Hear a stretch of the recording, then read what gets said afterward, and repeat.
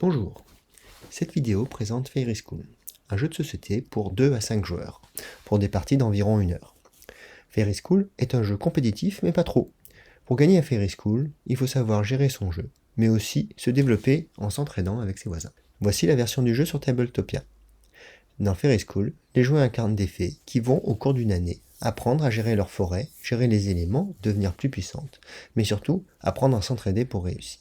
Le jeu est basé sur des cartes qui représentent des créatures. Chaque carte peut être activée pour obtenir un bénéfice. On voit ici. Les joueurs peuvent améliorer leur deck en invoquant des créatures plus puissantes que celles de départ.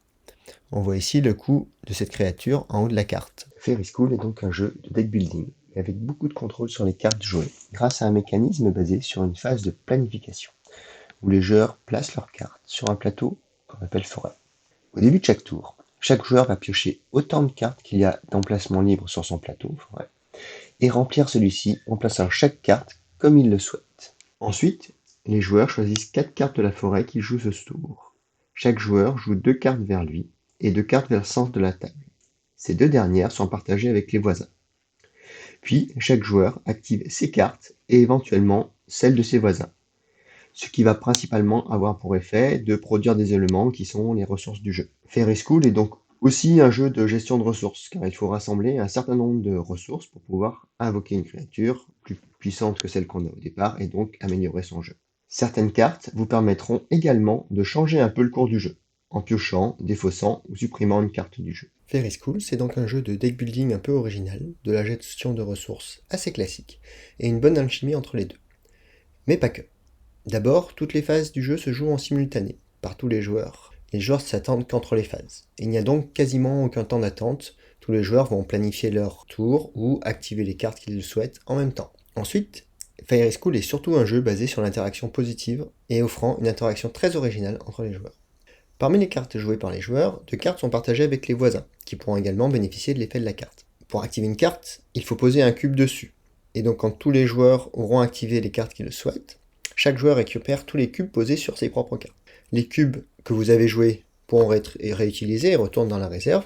Ceux des autres joueurs vous rapporteront quelques ressources, mais surtout des points en fin de partie. Voilà, vous avez presque tous les ingrédients clés de Fairy School. Il ne reste qu'un mécanisme important, l'étude de créatures.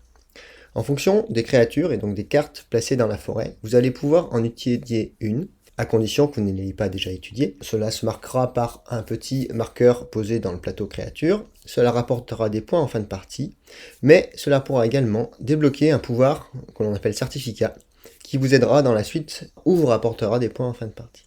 Une partie de Fairy School dure 7 tours. Au bout de 3 tours, les joueurs choisissent de nouvelles créatures, encore plus puissantes, qu'ils pourront invoquer. Puis, le dernier tour, et 7e, permet aux joueurs de réaliser un projet final.